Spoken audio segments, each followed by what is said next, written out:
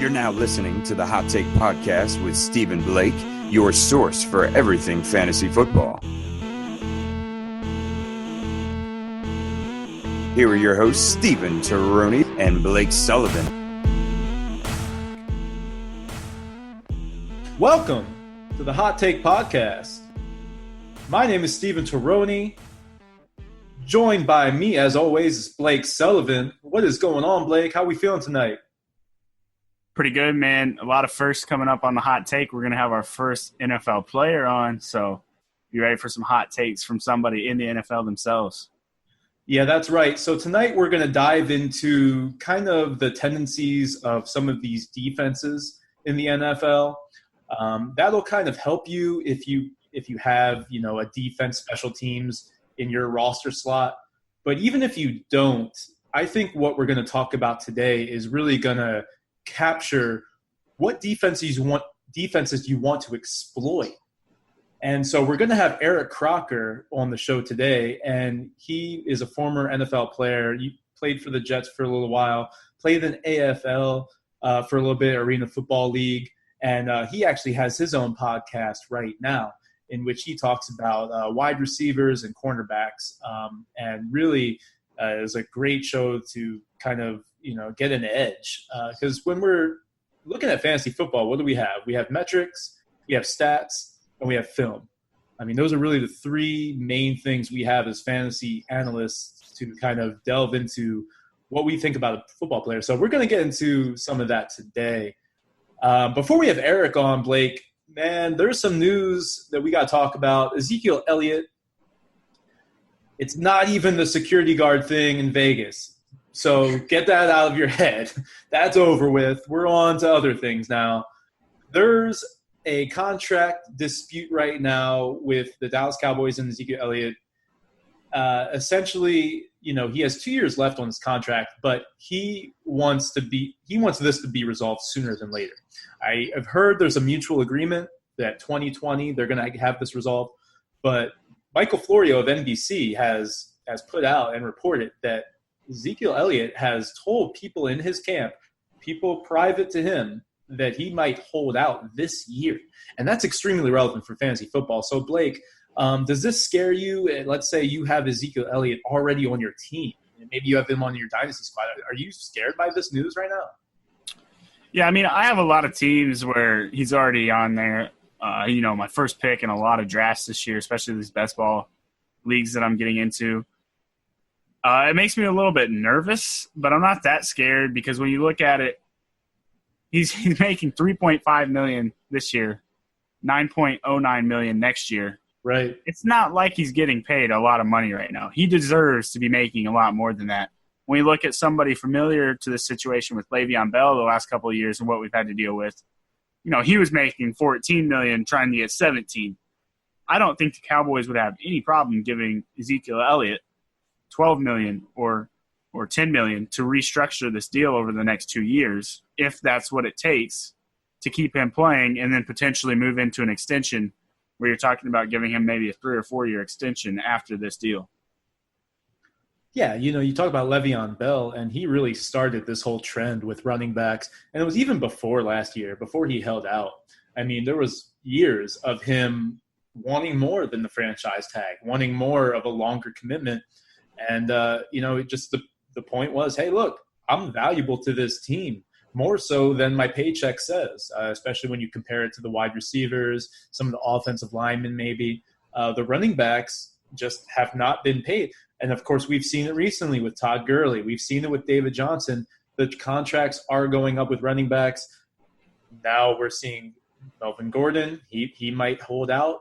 And then the same week, Ezekiel Elliott follows suit, and there's reports that he may hold out. So it's a common trend. It happened with the wide receivers. I don't know if you remember, Blake, but I mean, Demaryius Thomas and these guys, like, they started like, look, I'm going to get paid. And then the next guy was like, well, wait, why is he getting more than me? It becomes a principal thing, especially when you talk about for the position. So I think this is just another running back in line here. In my opinion, the Cowboys will resolve this because they want to win football games, and Ezekiel Elliott is obviously important to that team.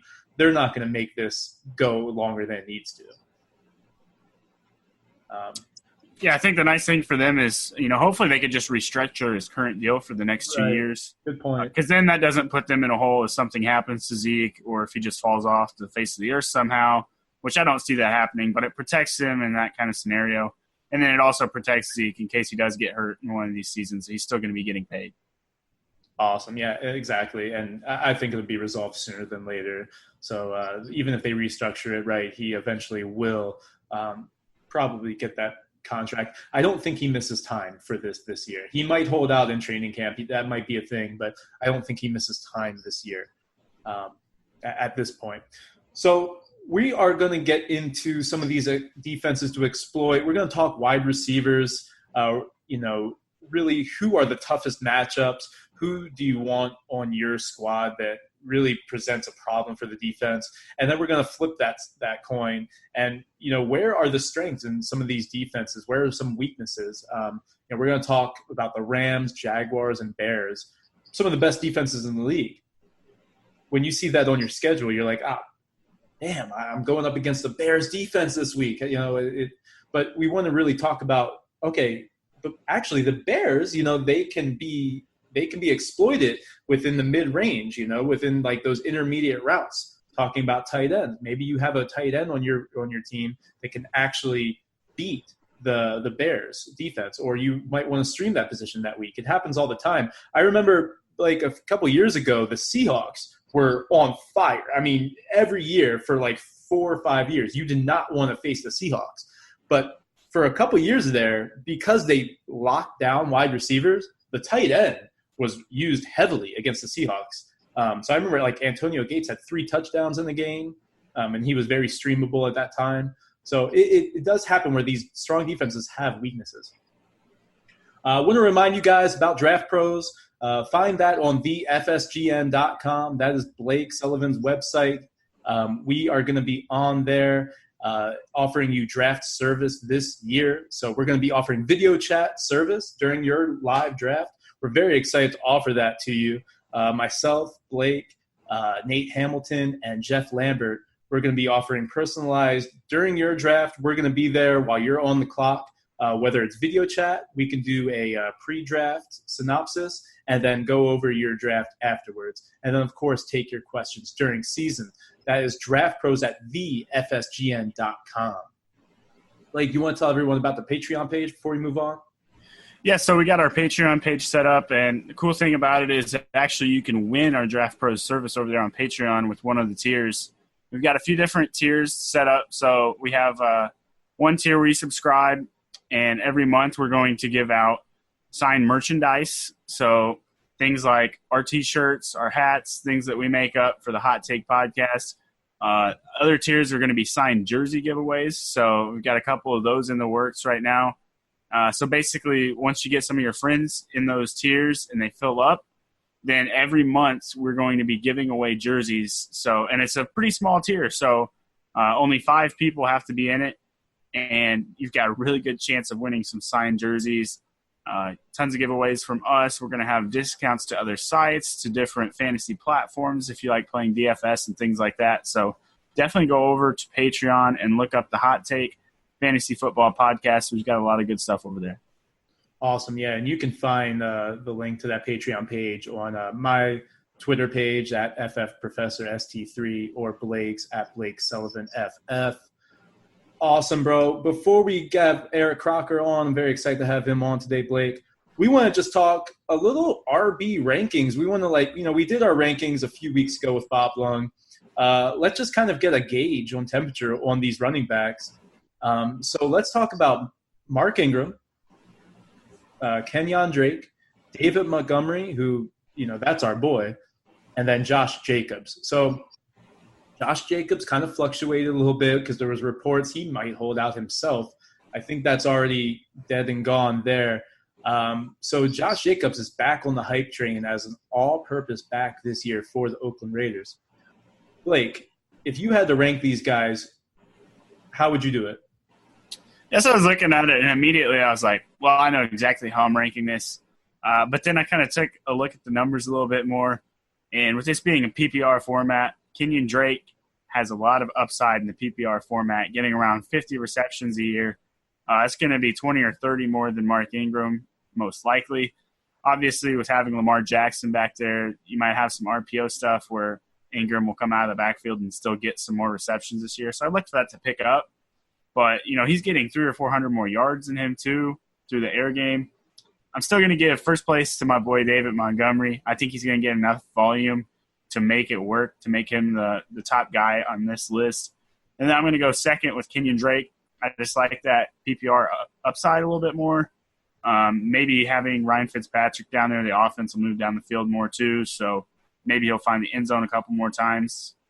And then Ingram, the main thing that puts him in third for me is he has a little bit more competition in that backfield, whereas you're going to have Lamar Jackson running quite a bit. You got other guys like Kenneth Dixon, Gus Edwards. All those guys can get some carries too. So I think Ingram's still going to be the lead guy, but I have concerns where if he starts to get banged up, if they're giving him rest, something like that happens, he might fall down that list a little bit. And I'm going to go with Josh Jacobs in fourth, mainly because I'm not confident with him enough. I haven't seen enough to put him over these other three guys just yet. And I don't think Doug Martin's going to come in and take too much of his role, but that is always a possibility. Yeah, so according to Fantasy Football Calculator in a PPR format, so we got Josh Jacobs is actually the highest or going the earliest in drafts. And then you have David Montgomery, and then you have Mark Ingram not soon after him, or not too far after him at the 406. So about mid-fourth round for Mark Ingram. And then you're getting Kenyon Drake. He's actually the last in the fifth round of these four. I think that's tremendous value on Kenyon Drake. I mean, I really like all four of these backs, Blake. I mean, I'm comfortable with each of these guys. I think because Josh Jacobs is the most expensive, I probably would be less inclined to get him. And, that I think that factors into my ranking here. So I definitely have him fourth. I would put Drake third, even though I think there's big upside for Drake. I'm not sure if they're going to give him the workload. I do see the upside in receptions. I'll give Mark Ingram, I would rank him second, and then I would put David Montgomery first, just like you. I mean, we know that we're both big David Montgomery fans going into this year, and I think it's for the same reasons. We think that he's going to get all of the volume that Jordan Howard got last year. So we're talking about 250 carries. I think he's going to get around, 230 to 250 carries. But I also think that he's going to be used more in the passing game. That's not going to take anything away from Tariq Cohen. They're going to find ways to use Tariq Cohen, and Tariq Cohen will be fine. But they're going to give the ball a little bit more to David Montgomery because I think that he's skilled enough. It would benefit them to use him a little bit more. So I'm just talking like 30 to 35 receptions, something like that for David Montgomery, which is more than Jordan Howard did in his tenure as a Chicago Bear. So I think that will just help a little bit, maybe 250 to 400 yards in receiving game.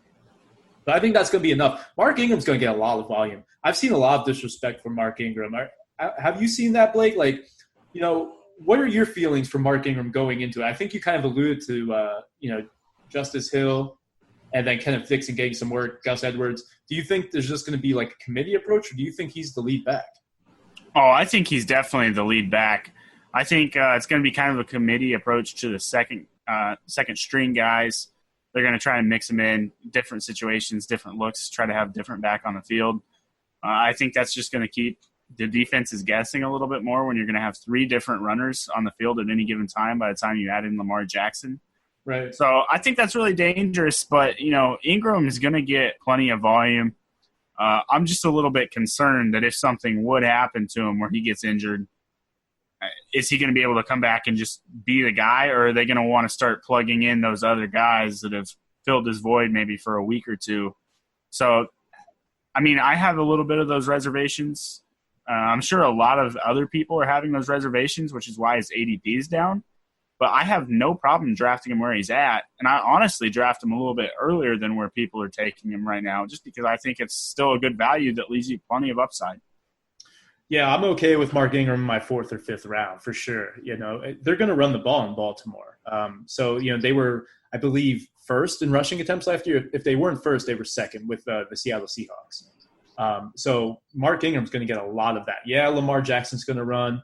I think they're going to like rein Gus Edwards back a little bit. They might want to use Kenneth Dixon in the passing game. They want to see what they got with Justice Hill. But Mark Ingram is experienced, and he's kind of the guy that they've always wanted in Baltimore. He's a 3-down back. He really is. So he doesn't have to come off the field. But I think, it would benefit them to use all of their backs. I think he'll get all the goal line work too. That's what I really like the value within, especially in a best ball format where you're going to need somebody to be putting up 15 in a given week. He's got the potential to be scoring 2 touchdowns in any given game. So I think that's a huge best ball play. 100%. All right. So we have Eric Crocker on the show today, former New York Jet. Played in the AFL for a little while. And you can find him currently on the Press Coverage podcast. What is going on, Eric? It's glad to have you on the show, man. Oh yeah, man. Thanks for having me on. For sure. So, listen, man. You're a cornerback. You had some experience in the NFL. Obviously, you played in the AFL. So, and I know you're still doing things. You're still involved. So we really want to have you on today and just talk some tendencies with defenses, kind of like what quarterbacks you can exploit. Because in fantasy football, a lot of times what I know myself and Blake do is we stream the quarterback position nowadays because there's so many quarterbacks that can get you points, but it really depends on what defense they're playing. So it's very important in fantasy football. Like, we need to know what defenses we could play against. And it changes year to year. Injuries, like, for example, the Atlanta Falcons last year, destroyed by injuries, and they had to pass the ball a lot. It changes their whole game script. Now this year, they're going to be healthy. I think they're going to actually be competitive. It's a defense we've talked about on this show, Blake, as like they might actually be all right this year, where everyone thinks they're going to be walked all over. So real quick, we want to start you off. We drafted the Jets defense, actually. We drafted the Jets defense in our full-time fantasy best ball league. It's for all the glory in our podcast network. Did we make the right choice this year? How are the Jets looking this year on defense? They made some upgrades, right? Obviously if people don't know, I'm a 49er fan. And I did like a little mock draft, and obviously, Bosa was the obvious pick. Right. But what I had the 49ers taking was Quinnen Williams at 2, right. Second round getting a receiver, and then third round getting Polite, right, from Florida. Well, Williams in the first, Polite in the third, the Jets actually ended up doing that, right? Right. So there, I feel like, they were on the same page with me there, so they got better there. You pair Quinnen Williams, who I think is just as dominant of an interior defender that we've seen come out in I don't know how many years, as far as a prospect. And then, so you pair him with Williams, Big Cat Williams.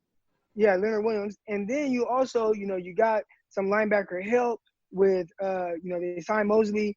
I think they have 2 of the better safeties in the league with May, and you have Jamal Adams. So, they have 2 really good safeties.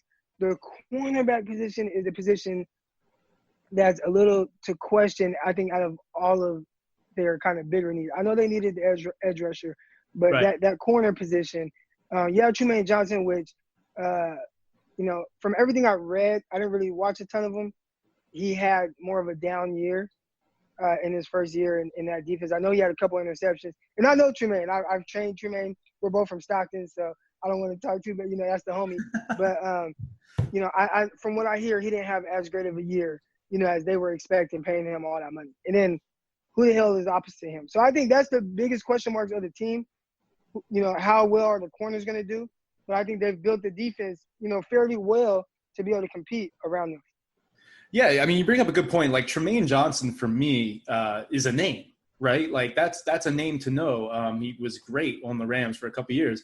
But how quickly the turnaround for cornerbacks these days, you have a couple good years, but, like, look at Brandon Carr, right? Look at, like, some of these names that, they have a couple years, they get signed to some money, and then they kind of decline. Trumaine Johnson kind of in that category. I don't want to like talk about your boy like that, but no, it's cool. It's kind of in that category. But he is their best corner. And then you bring up a good point. Who's on the other side?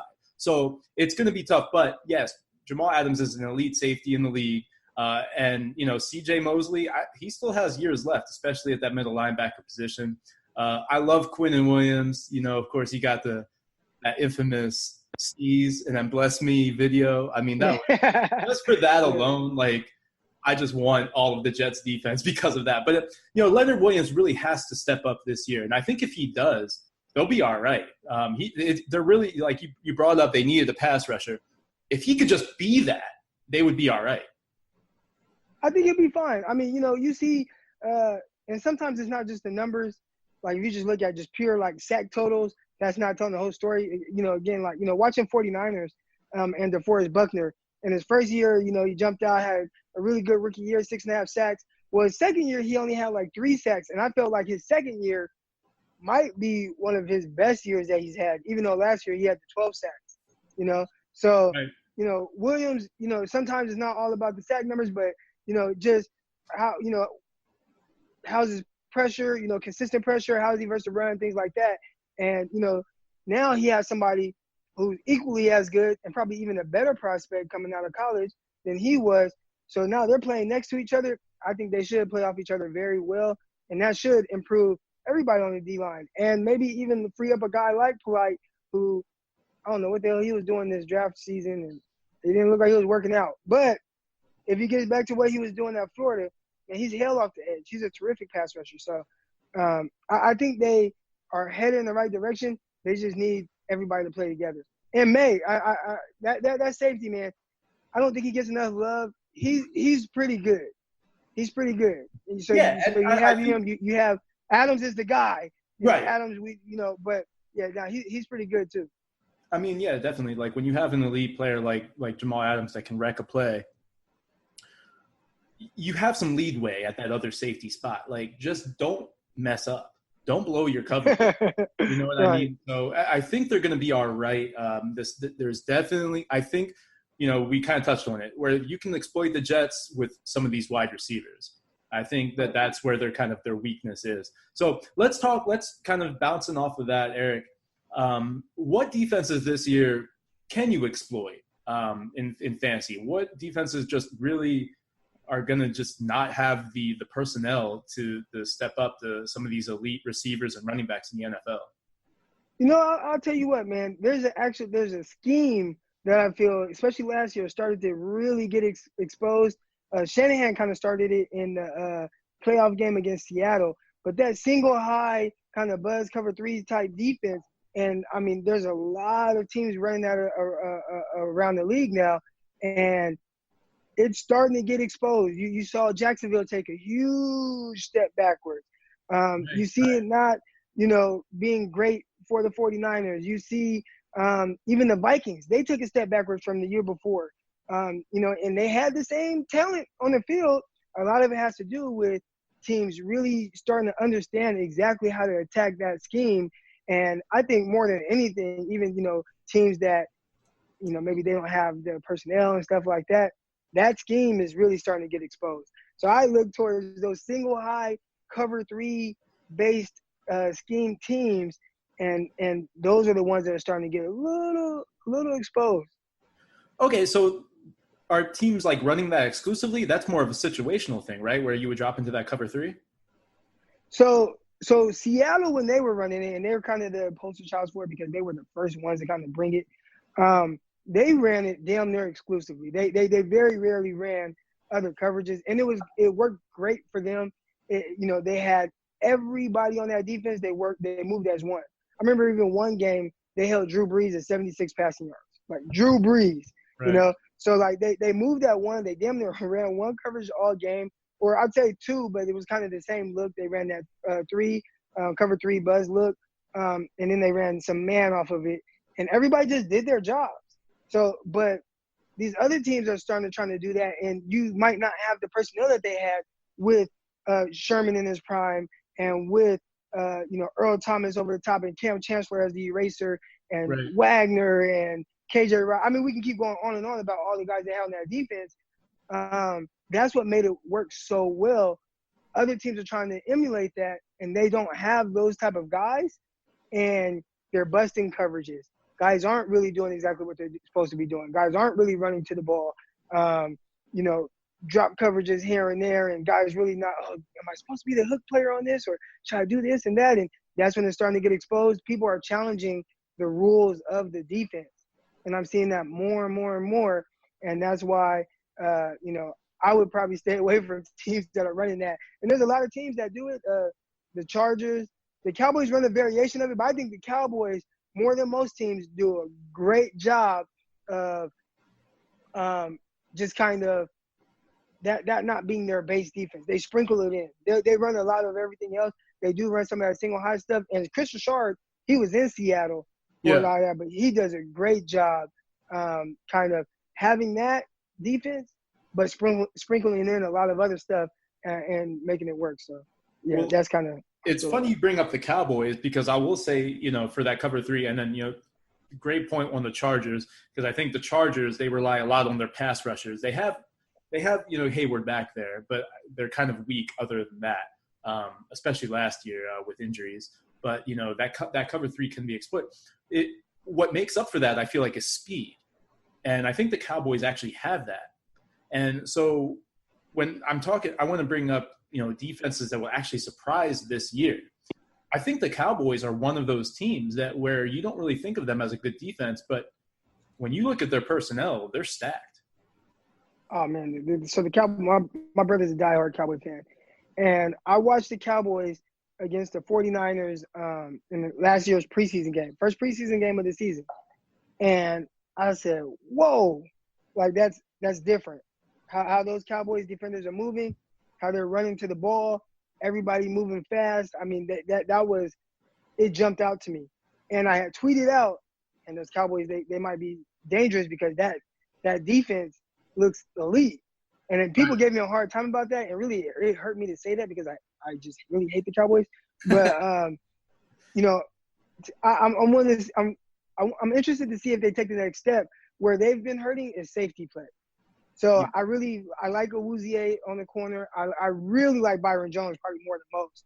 Obviously, they have the front four, and they've had a bunch of drug issues with that front four. But and then behind them, they got the linebackers who play extremely well, fast. Sean Lee is kind of phasing him out, but Van Der Esch and Smith play just as good as anybody in the league. And I think it's an underrated defense. Top 5 defense, just how they play, man. They play so fast. The Cowboys would be like the all-pro front 8 of like players that have had like discipline issues or drug issues. I mean, because you talk about like Randy Gregory and these guys that have just, like David Irving, Randy Gregory, these guys, Rolando McClain, like all of them have had great like flashes and then just fizzle out because of the drug issues. I mean, if these players were still active and on the Cowboys, that would be scary. That would be really scary. And every year, I hear my brother say, "Oh well, we're getting this guy back. I think he's going to be reinstated." And it's like, man, you guys go through this every single year. These guys with these drug issues. Yeah, exactly. That's the frustration. And then, of course, and now you got the Ezekiel Elliott problems too. So that's the frustration of the Cowboys fan. Right. But you bring up Byron Jones, and yes, that's a name you should know. When you're playing the Cowboys, if you have, a wide receiver on your team that's playing the Cowboys, Byron Jones is a big corner, and he actually gives the bigger receivers problems. It's the smaller, quick guys off the lines that give Byron Jones problems, like a Stephon Diggs. Those are the ones that give Byron Jones problems. But the bigger guys like Michael Thomas, Byron Jones actually does very well against. And I think that was a big reason for their success last year was they were able to use Jones in that corner spot finally because they brought him to safety after his first year. It didn't work out. Byron Jones was not living up to the hype. But now, last year, they bring him back to the corner. I think he really is. They've got Jalen Smith. They've got speed out there on defense. So that's a great point. Eric, any other defenses that are going to be a surprise this year besides the Cowboys? I'd say a wild card. I mean, not just because I'm a 49er fan. I don't want to be a homer, but I'm saying if somebody's looking to get somebody late, if there's a defense where, okay, I want to load up at these different positions and I kind of want to get a defense down the line that could possibly be good. I'm not saying they're going to be good, but possibly be good. The 49ers are a team that could make that jump. Last year they finished, in the top 12 in, total yards, but they gave up a ton of points. A lot of that had to do with, one, and I'm pretty sure this doesn't help fantasy, they didn't force any turnovers. I think the 49ers all year have 5 takeaways, which is like amazing and not in a good way. Right. 5 takeaways. But still, 12th in total yards and things like that. They had some places, ton of injuries, a lot of things that they can improve on. But what they do, we need to address pass rush. So they went, they traded for D Ford, who's one of the top, sack masters in the league. You pair him with DeForest Buckner, another, 12-plus sack guy. And then opposite him, you put Nick Bosa. You got him number 2 in the draft. And it's like, okay, we drafted Fred Warner last year in the 3rd round, who played very well, but nobody's talking about him because, as a whole, 49ers is bad. So it's like, why are we going to talk about this 3rd round pick that the 49ers drafted? But Warner played very well. And what they do, they went out and they got Quan Alexander, who's a Pro Bowler, to play next to him. So they're doing things to add to that defense where I think, if they can just be fairly healthy, they have the guys that will allow them to take that next step, start getting some pressure, start forcing some turnovers. They added Joe Woods from the Broncos to kind of help him come be a pass game specialist. So they're kind of changing some things up with the defense and not being so much a single high safety team. So there are some changes, and it seems like for the good, that might be a sleeper defense down the line that, if you can kind of afford the wait to draft a defense, or maybe it's just your second defense that you keep on the bench, that could be a good team. Well, what's important every week in fantasy is streaming the position. So if the 49ers are going up, let's say the Dolphins, and they got Josh Rosen out there, and he's not playing well, and we know that, that's something we can see on the schedule and say, oh, the 49ers are playing the Dolphins. Let me start them. And they might just surprise and get like 10 or 12 points, which is really all you need. Right. The 5 turnovers last year, that's problematic for sure. You definitely want more of them. But, Jimmy G being back is going to help all of that because they'll be on the field hopefully a little bit longer. So that will all come into play. And even just having your starting quarterback back will help your defense. Just for morale purposes, Right. Because that first year with Jimmy G, you saw not just the offensive numbers go up, but the defensive numbers as well. When he started those last five games, the offense consistently moved the ball down the field. They're scoring points. They had like the highest yards per drive, highest points per drive in his 5 starts. Well, all that's doing is helping the defense stay off of the field and improving, on their numbers. And then when other teams were getting the ball back, they had to press a little bit because the 49ers offense was putting pressure on them. So, hopefully having him back, he got off to a rough start last year, but, obviously we think that, he can take that next step. All right, cool. So we've talked about defense. Let's flip it real quick. Let's talk about offense. Blake, I know you have a couple wide receivers in mind that you wanted to talk about. So I'll lobby this up to you, Blake, to ask Eric about the wide receivers. All right, so which wide receivers are a tough matchup for DBs that you might not think about right away? So we're talking about guys not like Hopkins, Julio, AB, guys like that. I asked on my podcast account, who is the most underrated receiver, and I think a guy that kind of like slips through the cracks a little bit is T.Y. Hilton. And for whatever reason, he doesn't get talked about a lot. I went back and watched a bunch of his film the last couple of days, and I think when we think of him as just a speed guy, but he's actually a speed guy, and he gives you that possession aspect too. They do a lot of stuff with him out of the slot, finding open areas, getting catches. He was almost a safety blanket for Andrew Luck. So I think as long as Andrew Luck is healthy, I think T.Y. is going to have a big year, and he might be somebody who you don't have to take in those first 3-4 rounds, be able to get him a little bit later than some of the other high-flying receivers that might go off the board. He's kind of a sleeper. And, again, you talked about Byron Jones having trouble with those, smaller, quicker, shiftier receivers. That's T.Y. Hilton. Yes, I got one more part here for you. if you're going up against these two guys, Deshaun Jackson or Larry Fitzgerald, which one are you going to want? Larry Fitzgerald. Larry Fitz. Without a doubt, yeah. Not quick enough for D-Jax? Yeah, D-Jack, man, speed is tough, man. It throws a lot of your technique out the window. You just end up kind of like chasing. You're just kind of running, and it's like, okay, I have to be able to stay, step for step with this guy. Where as a Larry Fitzgerald, the thing I'm worried about most is when the quarterback, puts it up, can I just knock the ball away? I'm not worried about separation. I know I'm going to be there to make the play. Now it's just make the play. D-Jack, one false step, and it could be 6 on the board, no matter where you are on the field. So that's scary. So with a Larry Fitzgerald, you would probably be more worried about the accuracy of the quarterback. Like if it's an Aaron Rodgers, they put the ball in the pocket. Back shoulders, right? Putting it up high and away to where it's kind of tougher for me to get to, those type of things. But I'm not worried about him beating me over the top. I'm not really worried about him beating me off the line of scrimmage. It's more so of, okay, just do I have an idea of what's coming? And, how am I going to play him on this time? Are they going to try to throw the back shoulder? And he's great. I mean, he's a first ballot Hall of Famer. He's been amazing at making those tough contested catches over his career. So I'm not taking anything away from him. But if I had to choose one, it definitely would be Larry Fitzgerald, especially at this point in his career, over Deshaun Jackson. I love that you brought up T.Y. Hilton because I've brought this up on the Hot Take, Blake. Sometimes our perception of these players is one thing, but they're actually more than that. Like last year, going into the season, I was looking at Tyreek Hill, and I think the main thing on him was, okay, yeah, he's boom or bust because he's a deep threat or like he's just not going to get the yardage.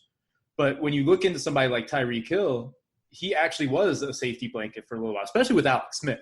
Alex Smith was doing the dink and duck, and he did that with Tyreek Hill. Tyreek Hill actually was a possession receiver for him. So the same thing with T.Y. Hilton. Yeah, he can take the lid off of a defense, but he's also can be underneath and run that dig route. I mean, he's more of the quick route hitch, and that speed will make any corner bite and have to honor it. You know what I mean? So that really sets up the dig and the slant and everything else for T.Y. So it's good to look into these routes that the receivers are running and, how valuable they are underneath as well as over the top. Somebody that kind of fits that bill for me is Stephon Diggs. So, you talk about Odell, you talk about Julio, AB. Those are all the elite guys. D-Hop, of course, Michael Thomas. I think Stephon Diggs is Mike Evans, too. You said Michael Thomas? No, I said Mike Evans. Mike Evans. No, Mike Evans is great. And my thing is I think that's just a different type of wide receiver than Stephon Diggs. Yes. Right. So for me, like when I think of that pure receiver, that next one on the list, it's Stephon Diggs as far as the route running, the agility, the yak, all that. That I'm talking about, like he would be the next in line, and then like maybe Juju Smith-Schuster as far as just pure route running, separation, that kind of thing. And so, Stephon Diggs had his first 1,000-yard season last year. I still think he's ascending in this league. So it's someone to look at as, man, like this guy has just superior talent. And when you think about his draft position in fantasy drafts this year, he's going in like the 4th round. It's a great value for somebody like Stephon Diggs. But I like Mike Evans too. I mean, Blake, I love Mike Evans, man. I love me some Mike Evans. Yeah, we can't go like 2 days without talking about him. But I've been arguing with people over Mike Evans for like the last few days, it seems like, if you look at my account right now. And I don't understand where, it's like this is the dude who doesn't know from week to week who his quarterback is going to be. Is it going to be Fitzmagic? Is it going to be Jameis Winston? He doesn't know who his quarterback is going to be, yet he consistently puts up these crazy numbers. I mean, he just had 1,500 yards. Who's his offensive coordinator? Like, we don't know. He's been playing for like more of a defensive minded head coach. And, he has other guys who are doing well with Deshaun Jackson, and you have Godwin. But this dude just had 1,500 yards. He's gone over 1,000 yards every year of his career. And for whatever reason, he just gets so slept on. And I hear, well, he's not better than this guy, that guy. But it's like, if you put him in some of these offenses with these other quarterbacks that these guys, like a Michael Thomas has. Oh, man. I mean, this dude's average, it's like he would go crazy. Right. He had 40 less catches than Michael Thomas, but still over 100 more yards. 17.7 yards per catch, and it's like, he's not playing with the most accurate quarterbacks. He doesn't know what he's going to get from Jameis Winston from week to week, or Fitzpatrick, if they're going to throw 5 interceptions or if they're going to throw for 3 touchdowns. So that's a receiver right there where, I think now he finally has a Bruce Arians, and I think you might really start to see, he just had 1,500 yards. I wouldn't be surprised if he even does a little bit better than that with Bruce Arians as his head coach. Oh, that's a hot take, Eric. I like that. You're on the Hot Take podcast, so all bets are off. So are you saying if the over-under is 14.99, are you going over for Mike? I'm going over. And I believe that he is a top 5 receiver talent in the league. I think he gets overlooked. Someone told me it's because of the market that he plays in and who he has throwing him the ball, but he's a top 5 receiver. If you just watch him, I did a lot of studying with him, the matchups with Marshawn Lattimore and some other guys. He destroys guys, and he demands a double team. And even then, on a bad game, where he got doubled, he still had 4 catches for 90 yards. So it's like, from a fantasy standpoint, he's going to give you all those yards and things like that. If Jameis Winston can take that next step in the offense with Bruce Arians, then you'll see Mike Evans produce even more. And it's going to be good because he has Chris Godwin on the opposite side of him, who also is, getting better. He's developing very nicely. So Mike Evans, to me, he's a top 5 receiver. He might even have a higher, season than that. And I think I've started to look into it more just because of the disrespect I feel he's getting on a lot of these lists.